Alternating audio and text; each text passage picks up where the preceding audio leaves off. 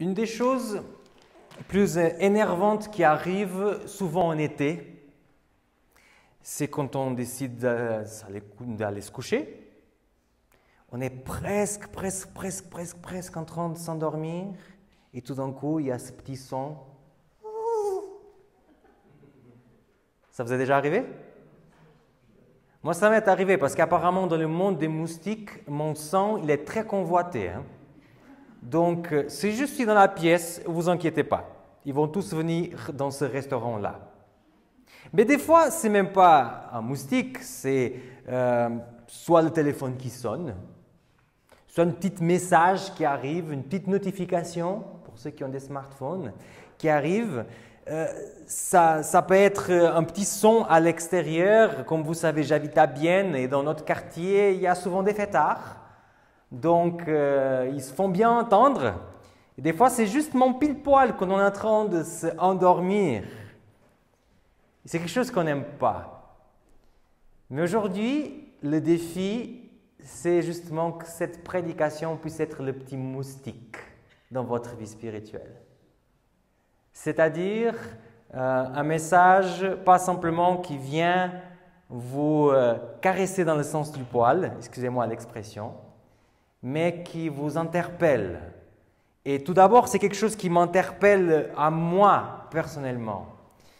Mais laissons pour l'instant le côté imagé là où il devrait être, il va venir plus tard, et parlons du fait justement de vouloir dormir. Aujourd'hui, je vous propose parler d'un personnage ou d'un groupe de personnages qui voulaient bien dormir mais qui n'arrivaient pas. Alors, je vous invite à prendre vos Bibles et vous faire découvrir, pas l'histoire de Samson, mais l'histoire qui se trouve en Matthieu 26, versets 36 jusqu'à 40. Je vais lire tous les versets et après, on va commencer notre réflexion. Alors, si vous avez vos Bibles, prenez et lisez avec moi. Matthieu 26, verset 36 jusqu'au verset 40. Alors, il dit comme ça.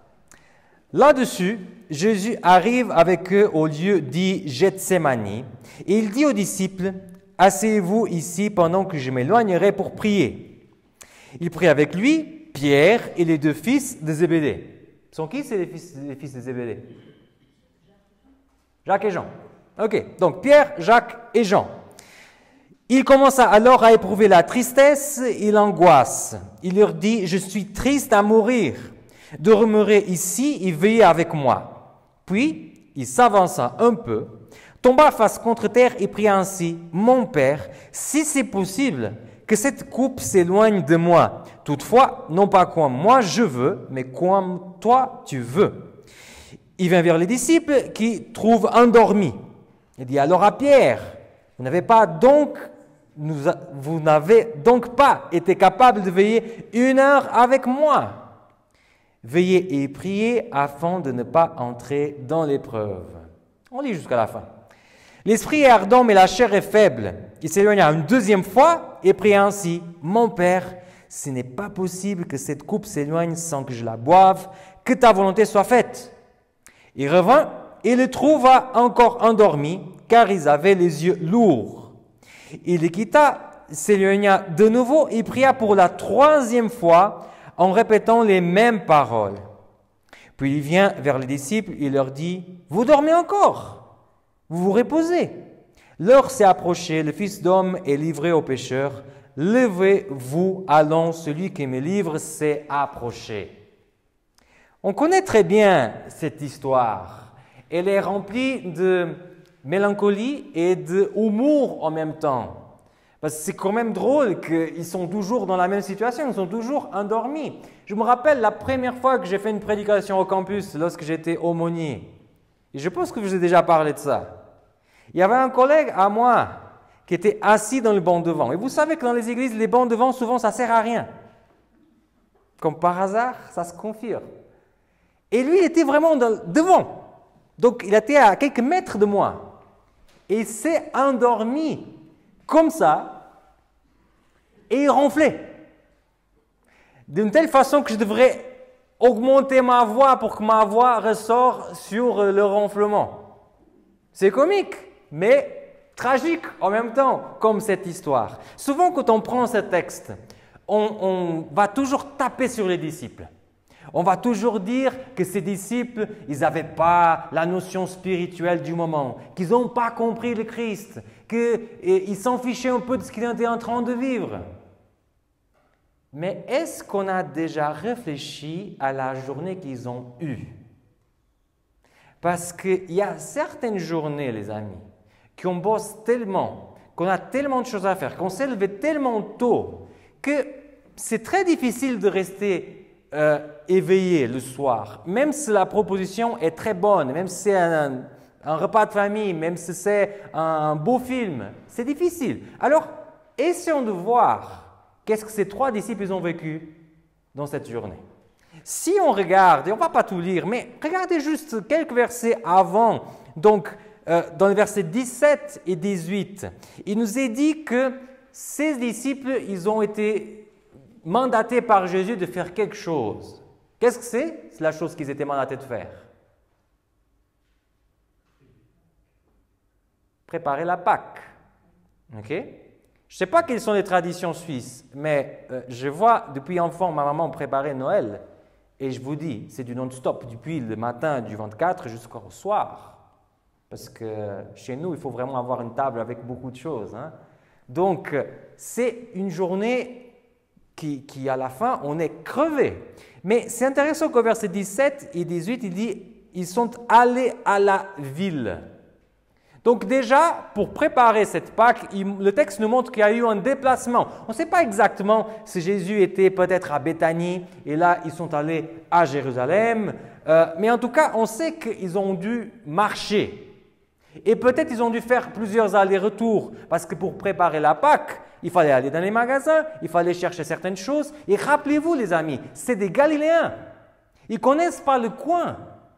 Ils ne sont pas habitués à Jérusalem, donc ils ont dû peut-être demander où est-ce qu'on trouve un bon agneau, où est-ce qu'on peut acheter la farine, où est-ce qu'on peut faire ceci, où est-ce qu'on peut faire cela. Donc toute une organisation en pression parce que le soir, il fallait fêter la Pâque. Vous imaginez, il n'y a personne au monde qui aime, et moi en tant que pasteur je sais, qu'on appelle et dit « Oh, j'ai besoin que tu fasses quelque chose pour moi. » D'accord, pour quand? Aujourd'hui. C'est un non direct. Mais ces disciples, ils ont dit oui. Ils sont allés dans la ville. Ils sont allés prendre les choses qu'il fallait. Ils ont préparé la Pâque. Ils ont acheté l'agneau. Ils ont fait le pain. Ils ont acheté le vin. Ils ont peut-être décoré la salle. Ils ont trouvé l'endroit pour faire tout ça. Et le texte nous dit qu'au verset 20, quand ils sont finalement dans l'endroit, c'était le soir. Ce qui nous fait comprendre qu'ils ont passé toute la journée à préparer cette Pâque, aller de la droite à gauche dans un endroit qu'ils ne connaissaient pas pour que tout soit parfait. Ils arrivent, vous connaissez l'histoire, il y a le lavement des pieds. D'ailleurs, on comprend bien pourquoi Pierre était gêné. Parce qu'il avait tout préparé, mais il avait oublié quelque chose. Il n'y avait pas de serviteur pour laver les pieds. Mais un jour, on parlera de ça, de ce texte spécifique. Il y a la cérémonie, Jésus va faire une sorte de prédication. Il y a le moment où Judas, il mange, il discute. Le texte nous dit qu'il y a encore un dialogue entre Pierre et Jésus. Le texte nous dit aussi qu'ils vont chanter encore. Et après tout ça, Jésus n'a pas pitié de ses disciples. Il dit, les amis, levons-nous, on va à Gethsémani, on va encore prier. Qui est prêt? Personne n'a envie de dire, écoute, mais tu te rappelles pas qu'on a dû préparer tout ça, on est fatigué, c'était une journée compliquée, beaucoup de stress, beaucoup de choses qu'on ne trouvait pas. D'accord, on y va. Et là, ces disciples, ils partent, ils arrivent à Gethsémani. Et on ne peut pas juger leur cœur, parce que véritablement, on ne sait pas qu'est-ce qu'ils avaient à cœur. Mais une chose, on arrive à voir dans le texte, c'est qu'ils sont complètement fatigués. Ils n'arrivent pas. Ils sont allés à la ville, ils ont préparé, ils ont mangé, ils ont discuté, ils se sont déplacés à Gethsémani. Vous voyez la quantité de choses? Vous pensez comme moi? Ils seraient fatigués, non? Très fatigués. Et là, bien sûr, Jésus vient encore le dire de prier. Prier, on se met souvent dans une position. En plus, là où ils sont, la position pour prier, c'est plutôt comme ça. Donc, c'est déjà à moitié chemin vers s'endormir. Je peux vous imaginer l'image, quand Jésus revient, ils sont comme ça par terre, en train de dormir. C'est normal. Le soir, fatigués, comment ils pouvaient éviter de s'endormir? Mais, il y a quelque chose qui m'interpelle beaucoup. C'est qu'il y a quelque chose qui va se passer, qui va faire quitter le sommeil, en tout cas du personnage Pierre. Celui qui était trop fatigué, celui qui s'endormait déjà, après cet événement, il va trouver une énergie, on ne sait pas où, et j'ai l'impression, selon le texte, qu'il va faire une nuit blanche. Regardons ce qui va se passer. Il y a Judas qui arrive, il y a ce moment que Jésus discute avec lui. Là, il va prendre l'épée, Pierre, il coupe l'oreille d'un soldat ou d'un serviteur. Un évangile dit une chose, l'autre évangile dit une autre, on ne sait pas exactement. Jésus va le guérir. Alors, il va marcher à nouveau vers la maison du grand prêtre. Il va être là bien réveillé autour du feu. Il va avoir la discussion plus triste peut-être de sa vie, mais pour s'endormir, je pense que ça serait plus facile de s'endormir avec la discussion. Vous êtes avec des inconnus autour d'un feu, c'est chaud, on est bien assis, mais non, il est réveillé.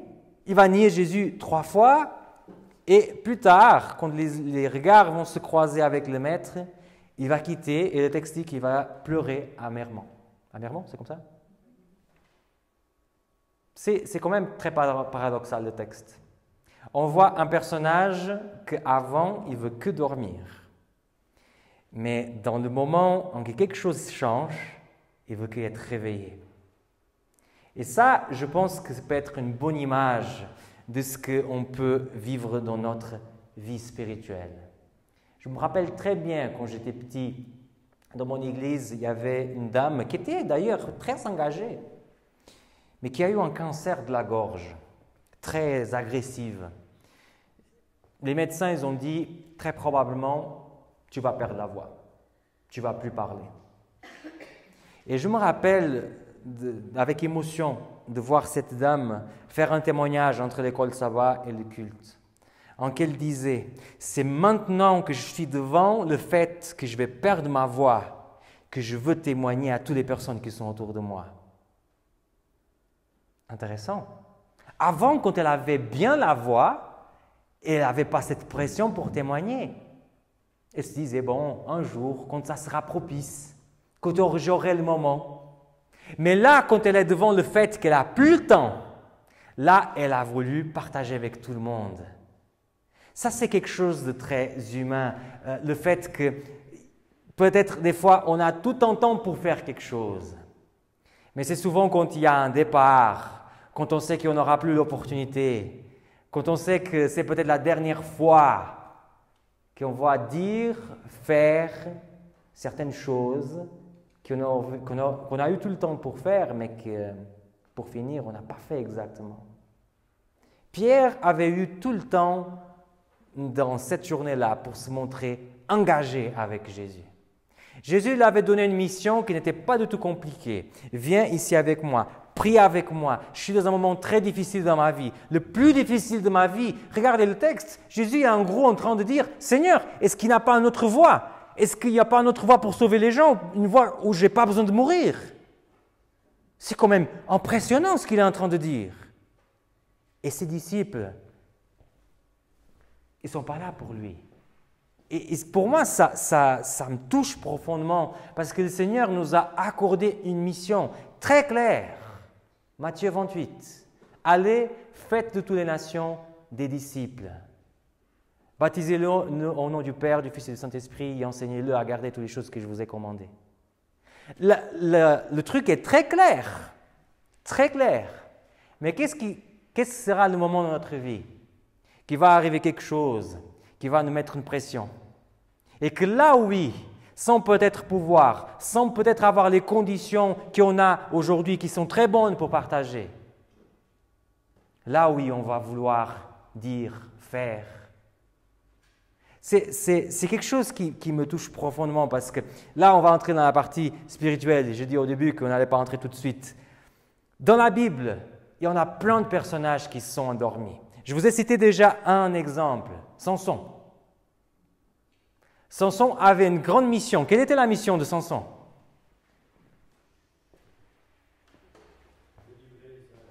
Délivrer Israël. Le Seigneur l'avait donné des caractéristiques et spécifique pour qu'il puisse délivrer Israël. Et quand est-ce qu'il a perdu ses caractéristiques? Le moment qu'il s'est endormi. Vous tous dans cette salle, vous avez des caractéristiques uniques. Je vais vous dire ça 1000 fois tout au long de mon ministère à la Chaux-de-Fonds, parce que je crois vraiment à ça. Il y a plein de personnes qui disent « Ah, mais moi, j'ai pas de valeur, j'ai pas de don. Qu'est-ce que je peux faire dans l'Église ?» Ce que tu peux faire, moi je ne peux pas faire parce que je n'ai pas tes caractéristiques. Je ne peux pas faire ce que tu peux faire. Et le Seigneur avait donné à Samson une mission avec les caractéristiques qu'il avait. Et là, finalement, il a voulu faire vraiment tout le moment qu'il a perdu ses caractéristiques, ses forces.